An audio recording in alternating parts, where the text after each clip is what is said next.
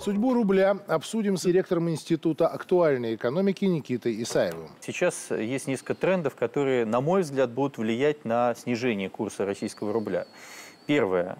Российский рубль переоценен, и в настоящий момент на рынок Минфин на рынке закупает валюту для того, чтобы пополнять фонд национального благосостояния. Причем за последние месяцы в месяц это по 200-300 миллиардов рублей. Иными словами, деньги, попадающие в этот стакан в относительно небольшом российском рынке, естественно, будут влиять на курс рубля, связанный с его снижением. Второе.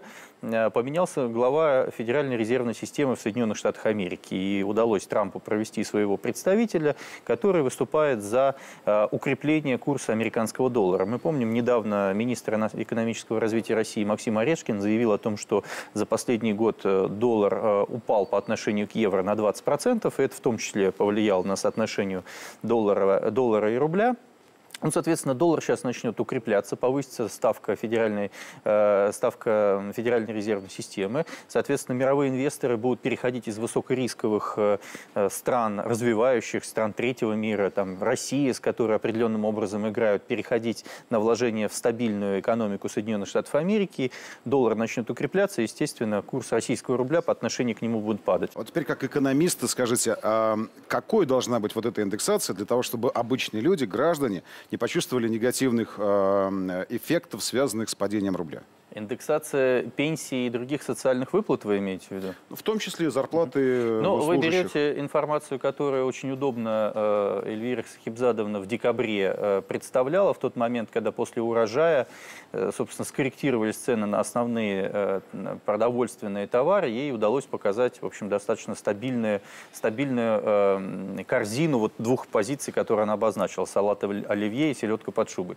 Однако напомню, что в связи с тем, что начиная с января, когда у нас гниет урожай свой собственный, мы начинаем закупать импортное продовольствие, в том числе картошку во Франции, например, то, естественно, цена на эти продукты питания категорически растет. Напомню, с января прошлого 2017 года по июль-август 2017 года цены на разные позиции: лук, картофель, капуста выросли от 100 до 250%. Иными словами, этого стоит ожидать и в этом году. Поэтому есть, наверное, целесообразно выходить и, так сказать, рассказывать более честную статистику. Как вы думаете, вот у властей есть какой-то алгоритм, как этим кризисам противостоять? Если Соединенные Штаты Америки окажут соответствующее давление на российскую экономику, мы слышим и об отмене СВИФТа, мы видим ужесточение американских санкций по срокам кредитования, мы видим, так сказать, возможные разговоры о корейском или иранском сценарии, о